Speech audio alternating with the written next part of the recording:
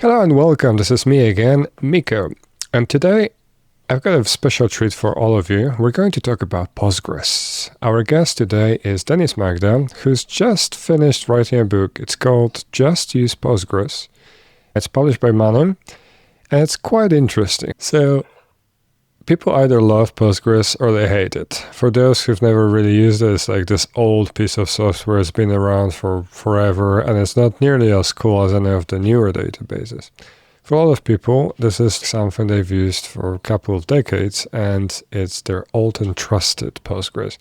What's your love or hate relationship with Postgres, Denis? So my story with Postgres dates back to year 2009. Year. That was the year when I graduated from the university, and then, let's say, during the summer, I tried hard to find some job on the market, and eventually I landed a job, and I always wanted to work as a Java developer back in the days. And eventually I joined the team building a social network.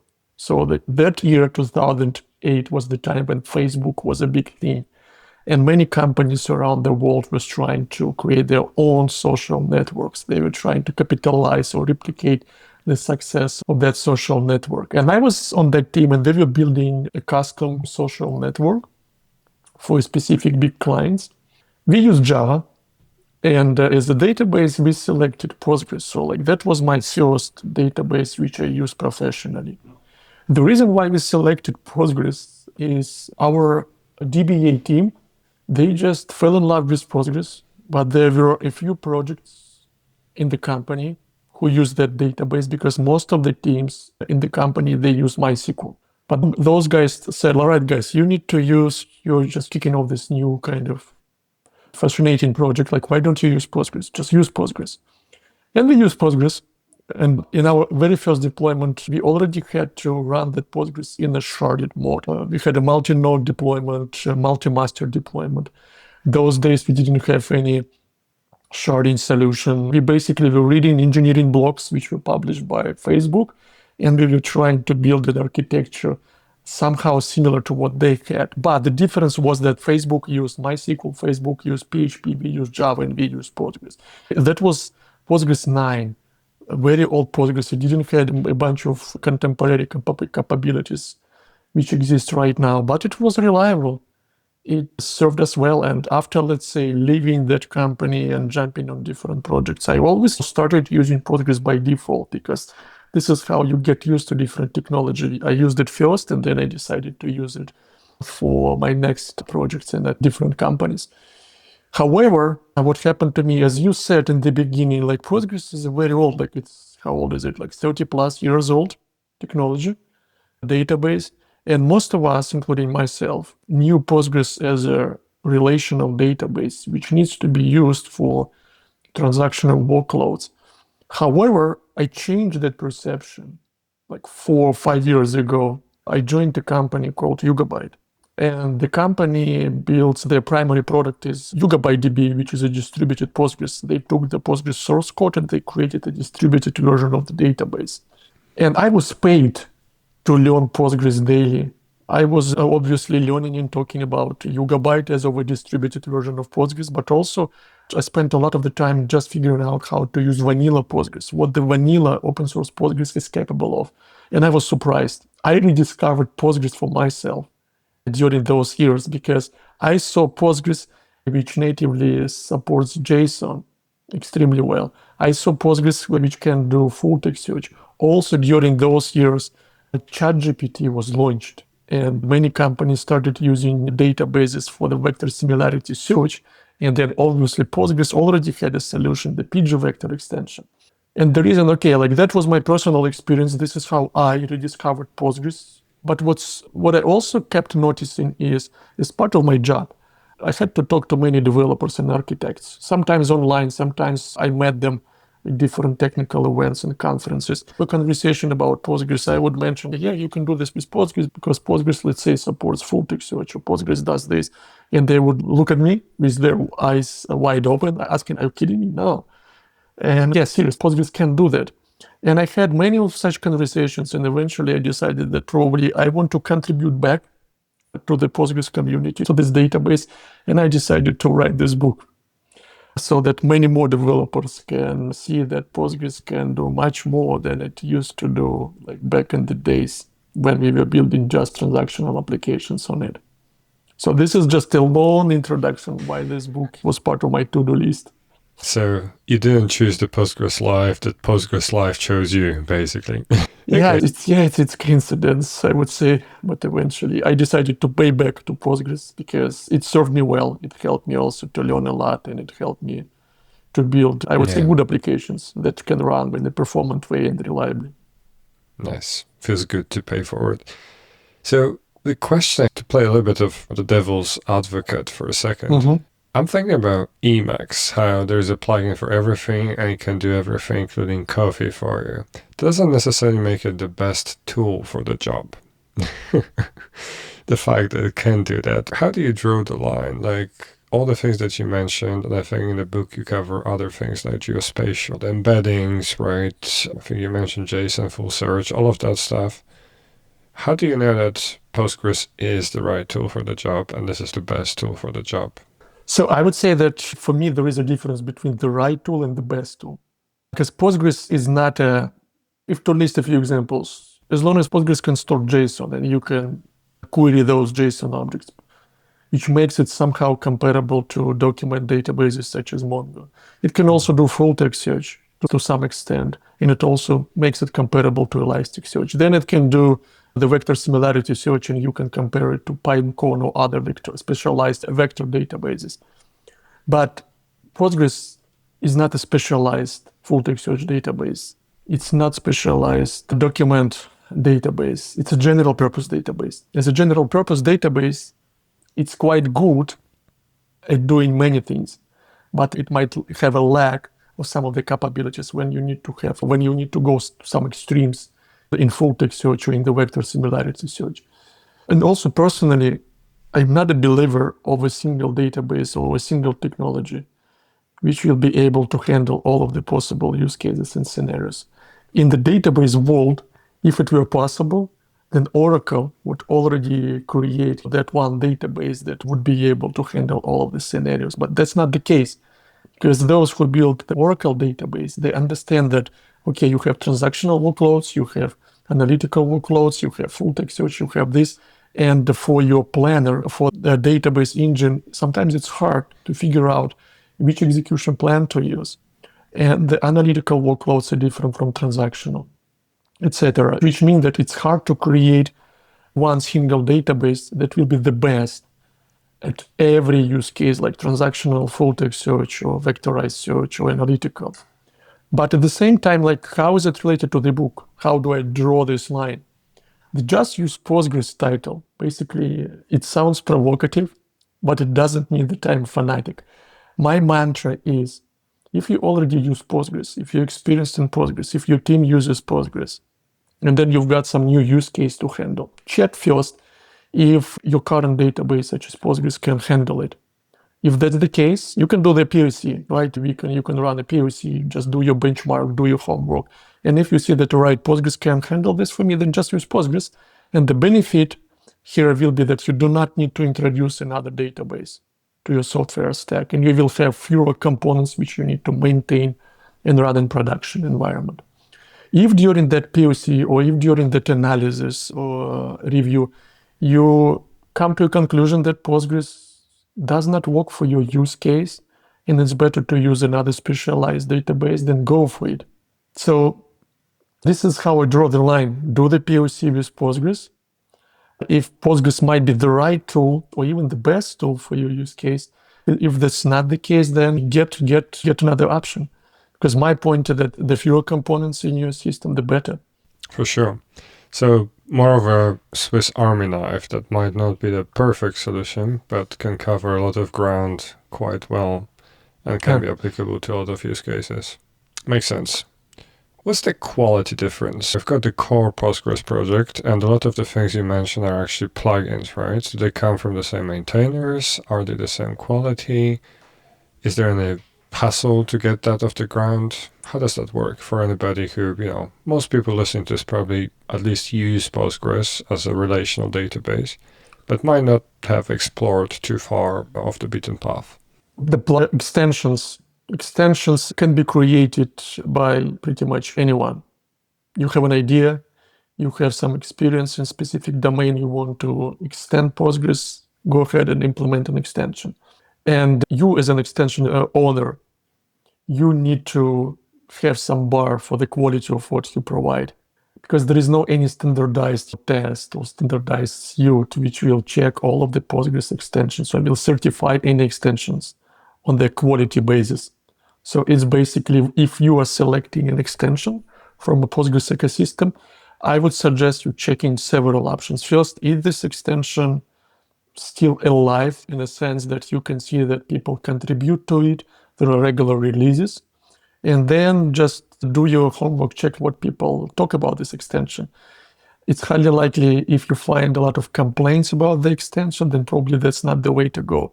But most of their widespread extensions, which we have, they have a very solid quality.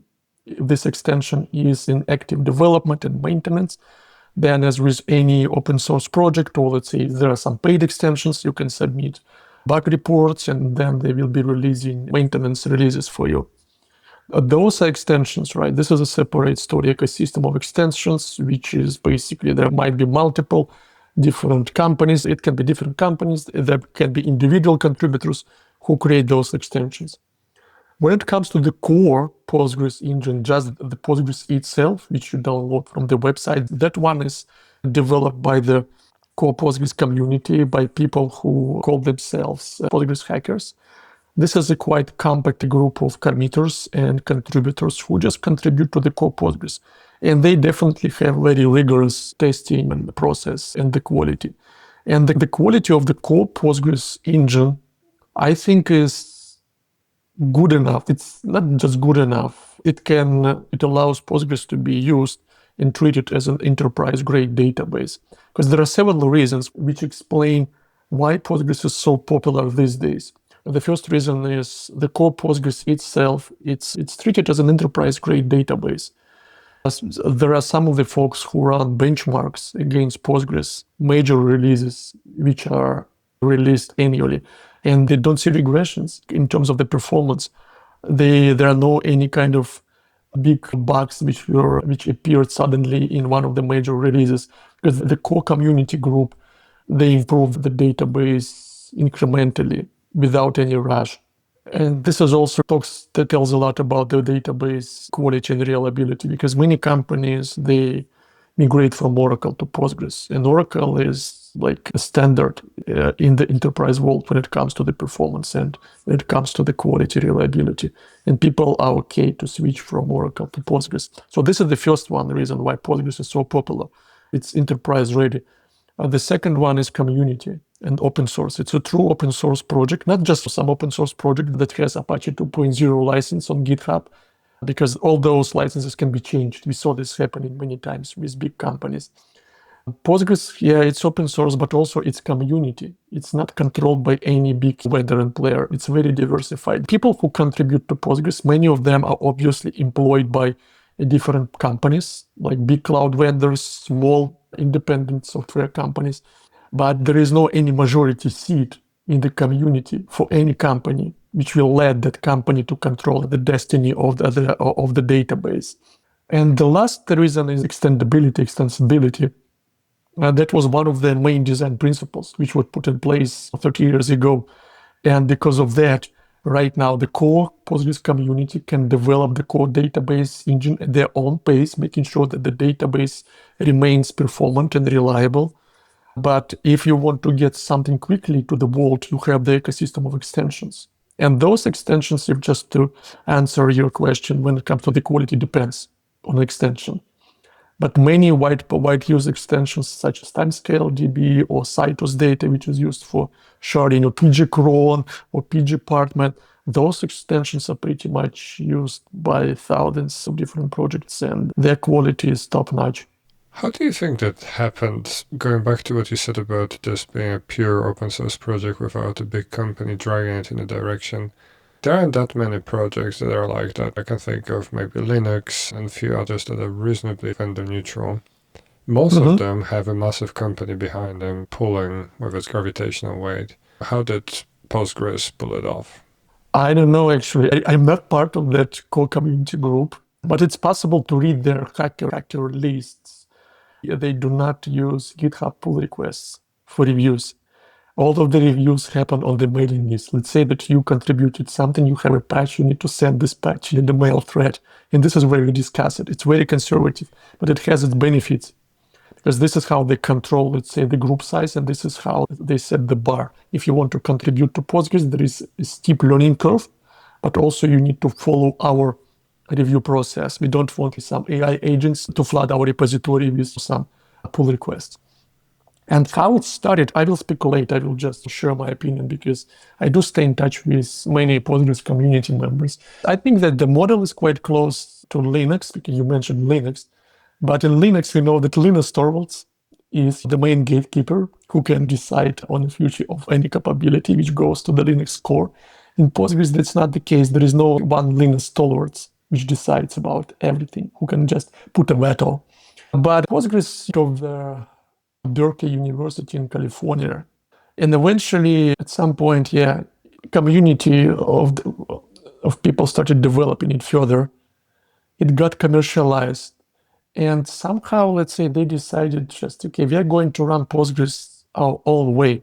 I heard stories like this one. Let's say that you have 10 people. Imagine that we have just 10 committers in Postgres, and those are main committers. And right now, 3 committers, like all of them, like 3 committers work for company like Amazon, the other 6 work for some other companies.